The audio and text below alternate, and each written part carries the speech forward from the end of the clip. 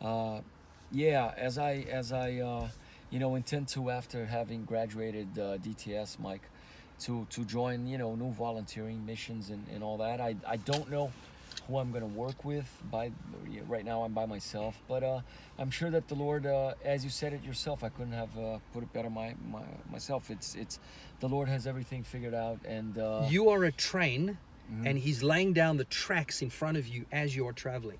Okay. So it's all going to work out. As they say, the Lord is Jehovah Jireh, and He is a provider. So I mean, I've been in this country for a couple of years during the pandemic. So, but when I needed money, He always came through. When I needed a job, or even if it were, catering on a weekend, just to make a few extra bucks. When I needed a ride or somewhere, people from church reached out. You have helped me immensely. So it's it's like a father, loves his son and knows him better than anyone. And I mean, a loving father, would he let his son down, or under the rain or cold weather or whatever it is? No, never. So, God is amazing. Even when we go through troublesome times and really difficult times, He's always there. He's always there, always. There's a story, and I'll finish it off like this, then we can go where you need to go. There's a story which is really powerful. When Jesus is on the cross, right, and He's crucified, He literally is there. There's a moment in time where He says, "Father, why have you abandoned me? Why hast thou forsaken me? God, why hast thou forsaken me?" And it goes quiet. There is no answer. God gives Him, literally, God gives God the man on earth, his representative, the Son of God, He gives him no answer. No answer. For a short space of time, there is no answer. And the reason for that is because every single one of us in our lives, we go through a time of testing, super testing, where God is with you. He's carrying you. He's doing all of the things that He has to do. But there's a moment where you will not have an answer on purpose. And it's in that place, the gap of no answer, that our true character is seen. Right? It's not that God's not there. It's not that He's not going to answer. It's not that He's not providing and loving and has it all figured out, and it's just that moment is critically and every human being goes through that one moment, because that moment is where God truly knows, without His involvement, even though He is totally involved. That moment of complete and total separation is felt, so that we would know that if we were to sin, do all the terrible and wrong things, that the price of that sin is a total separation from God. Total separation. When you learn what true and total separation is from God, it is the most terrifying thing. Because that is what it could potentially be if you don't know God. If you don't know the Creator, and you potentially are lost into eternity because you've done all the wrong things, and you refuse to fall under the allegiance of the King, the King of the universe, the Creator of all things, who loves you completely, right?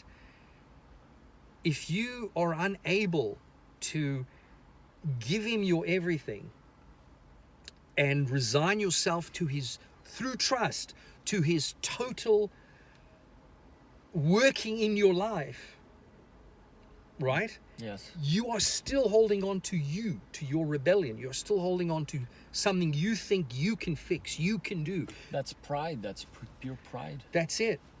It's your ego speaking, not your holy soul and nature. It's just pride has ruined the world.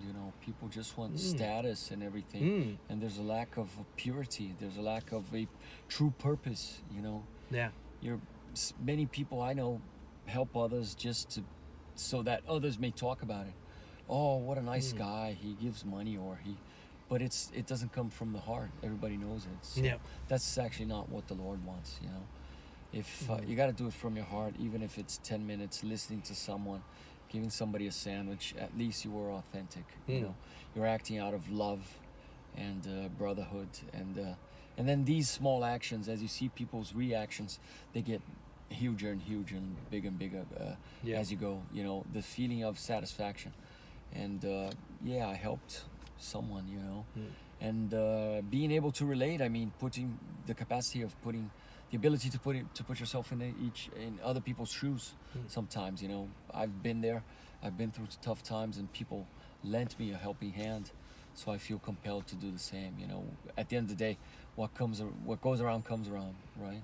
Sooner or later, for the good and for the bad. Bear in mind, treat others unjustly, and some, perhaps some call it karma. I don't care about those labels, but it just. Yeah, man, I feel good being nice to people. And I've been very blessed. You were a friendship that I did not expect. We met at an event out of nowhere, and here we are. And the more we do, the more there is to do.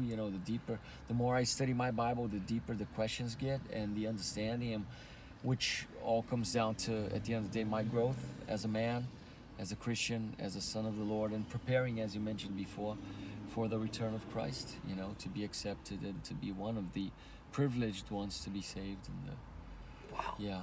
Amazing. Yeah. And we truly are privileged, We thank God every day for having found us, selected us, for having pursued us to bring us into the kingdom. Yeah. We could have been lost. We could have been the ones that are not listening, or prideful, or angry, upset, didn't see the miracle, didn't have a heart for the gospel, for the good news. We could have been the ones lost into eternity. And bear in mind that many people have the opportunity and they just waste it. Many people are called, are invited. I don't know, come to church on Sunday. No, I'm okay. I want to stay in front of the TV.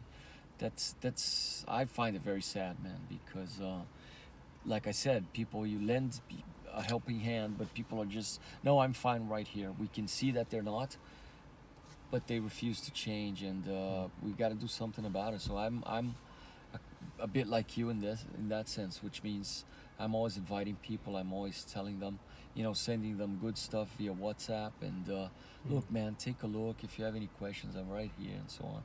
Trying to share, and like a wise man once said, in the end, it's all about finding a way to give back. And all I know I'm doing my part, and I feel good.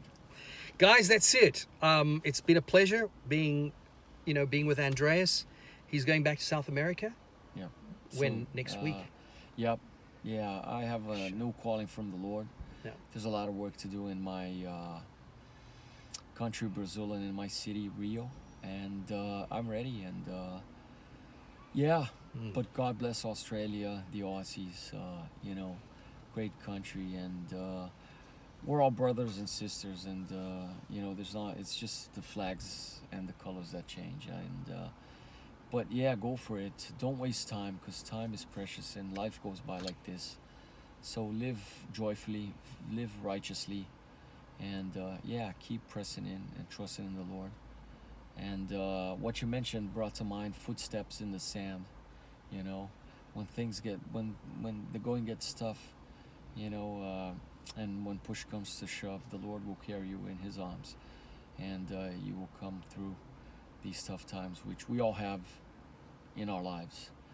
But what doesn't kill you makes you stronger, especially your faith, and you come out of it, a changed person and ready for greater challenges. And that's the way you grow in your faith in the Lord as a person and in life. So thanks for having me, guys. It's been a pleasure. What doesn't kill you makes you stronger. It's that other stuff that kills you that worries me. No, I'm kidding. No, nothing worries me. Once you are a son of the King, and we come into adoption into sonship. We are given adoption into sonship with Christ. Nothing should worry you. We are in God's perfect place. All the steps of a righteous man are ordered. So yeah, wow, it's wonderful. Thank you everybody for listening and for meeting my friend Andreas. It's absolutely wonderful. God bless you. Bless you. God bless you.